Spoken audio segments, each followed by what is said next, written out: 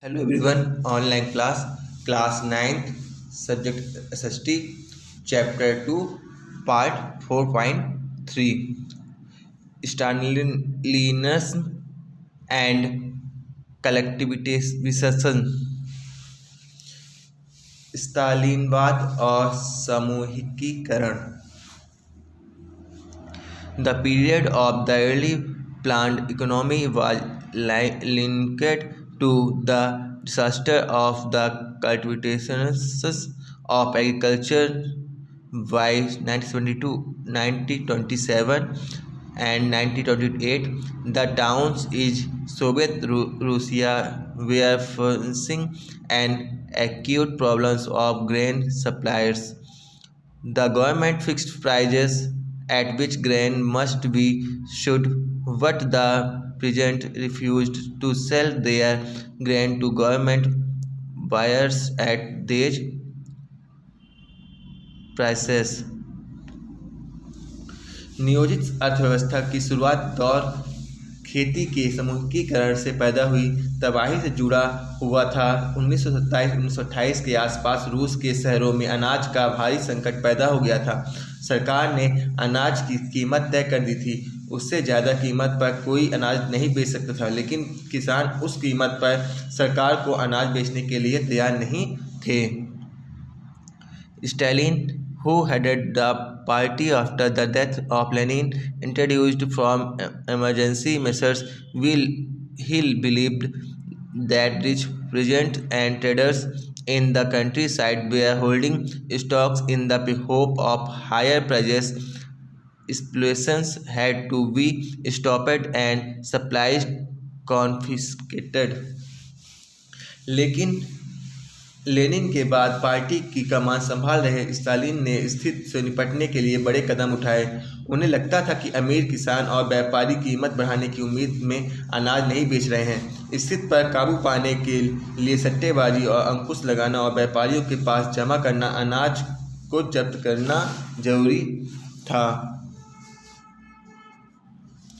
In 1928, party members toured the grain-producing areas, supervising enforced grain collection and raiding Kulko, the name for well-to-do peasants. As storage continued, the decision was taken to collectivize farms. It was agreed that grain storages were partly due to the small size of holding. After 1917, land had been given over to peasants. These small-sized peasant farms could not be modernized. To develop modern farms and run them along industrial lines with machinery, it was necessary to eliminate kulaks, take away land from peasants and establish state-controlled large farms. 1928 में party के सदस्यों ने अनाज उत्पादक इलाकों का दौरा किया. उन्होंने किसानों को से जबरन अनाज खरीदा और कुलकों के ठिकानों पर छापे मारे. रूस में संपन्न किसानों को कुलक कहा जाता था. जब इसके बाद भी अनाज की कमी बनी रही तो खेतों के समूहीकरण का फैसला किया गया. इस फैसले के पक्ष में यह तर्क दिया गया कि अनाज की कमी इसलिए है क्योंकि खेत बहुत छोटे छोटे हैं. 1917 के बाद जमीन किसानों को सौंप दी गई. फलस्वरूप ज़्यादातर किसानों के पास छोटे खेत थे जिनका आधुनिकीकरण नहीं किया जा सकता था. आधुनिक खेत विकसित करने पर उन पर मशीनों की सहायता से औद्योगिक खेती करने के लिए कुलकों को सफाया करना, किसानों से जमीन छीनना और नियंत्रित यानी सरकारी नियंत्रण वाले विशालकाय खेतों बनाना जरूरी माना गया. What flopped was Stalin collectivization program. From 1929, the party forced all peasants to cultivate in collective farms. Kulko was the bulk of land and implements were transferred to the ownership of collective farms. Peasants worked on the land and the Kulko's profit was shared in peasants resisted the authority and destroyed their livestock between 1929 and 1931. The number of cattle fell by one-third. Those who resisted cultivations were severely punished. Many were deported and exiled. As they resisted cultivations, peasants argued that they were not rich and they were not against socialism. They merely did not want to work in collective farms for a variety of reasons. Stalin government allowed some independent cultivation by treated such cultivators sympathetically. अब हम देखते हैं इसी के बाद Stalin का समूहिकीकरण कार्यक्रम शुरू हुआ। 1929 से पार्टी ने इस बार किसान को सामूहिक खेतों को कोल खोज में काम करने का आदेश जारी कर दिया। ज़्यादातर जमीन और साजो सामान सामूहिक खेतों के स्वामित्व में सौंप दिए गए। सभी किसान सामूहिक खेतों में काम करते थे और कोल खोज के मुनाफे को सभी किसानों के बीच बांट दिया जाता था। इस फैसले के गुस्साए किसानों ने सरकार का विरोध किया और वह अपने जानवरों को ख़त्म करने लगे। 1929 से 1931 तक के बीच मवेशियों की संख्या में 1/3 कमी आई। समूहिकीकरण का विरोध करने वाले को सख्त सजा दी जाती थी। बहुत सारे लोगों को निर्वासन या देश निकाला दे दिया गया था। समूहिकीकरण का विरोध करने वाले किसानों का कहना था कि वह ना तो अमीर है और ना ही समाजवाद के विरोध हैं, बस विभिन्न कारणों से सामूहिक खेतों में काम करना नहीं चाहते थे। स्टालिन सरकार ने समिति स्तर पर स्वतंत्र किसानी की व्यवस्था भी जारी रहने दी, लेकिन ऐसे किसानों को कोई खास मदद नहीं दी जा सकती थी। In spite of collectivization's production did not increase immediately. In fact, the wheat harvest of 1933 led to one of most devastating famines in Soviet history when over 4 million died. समूहिकीकरण के बावजूद उत्पादन की नाटकीय वृद्धि नहीं हुई, बल्कि 1930 से 1933 के खराब फसल के बाद सोवियत इतिहास की सबसे बड़ा अकाल पड़ा, जिसमें 40 लाख से ज़्यादा लोग मारे गए। Many within the party criticized the confusion in industrial production under the planned economy and the consequence of collectivization. Stalin and his sympathizers charged this critic with conspiracy against socialism.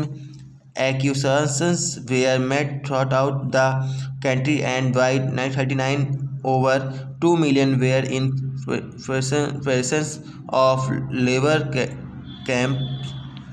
Most were innocent of the crimes, but no one spoke for them.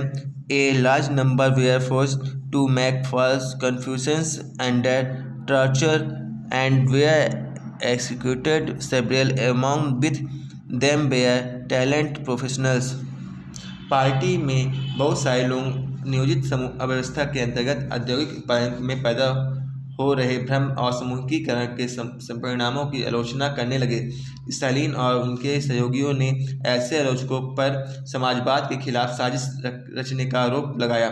देश भर में बहुत सारे लोगों पर इसी तरह के आरोप लगाए गए और 1939 तक आते जाते 20 लाख से ज़्यादा लोगों को या तो जेल में या तो श्रम शिविरों में भेज दिया गया था। ज़्यादातर लोगों ने ऐसा कोई अपराध नहीं किया था, लेकिन उनकी सुनने वाला कोई नहीं था। बहुत सारे लोगों को यातनाएं देकर उनसे इस आशय का बयान लिखवा लिया गया कि उन्होंने समाजवाद के विरुद्ध साजिश में हिस्सा लिया है और इसी आधार पर उन्हें मार दिया गया है। इसमें कई प्रतिभावान पेशेवर लोग थे। Part 5 The Global Influence of the Russian Revolution and the USSR. रूसी क्रांति और सोवियत संघ का वैश्विक प्रभाव। Existing socialist parties in Europe did not worldly approved of the way the Bolshevik took power and kept it. However, the possibility of a worker state fired people's imaginations across the world. In many countries, communist parties were formed, like the Communist Party of Great Britain. The Bolsheviks encouraged colonial pupils of their experiment. Many non-Russian from outside the USSR participated in the conferences of the people of the East 1920, and the Bolshevik founded Comintern.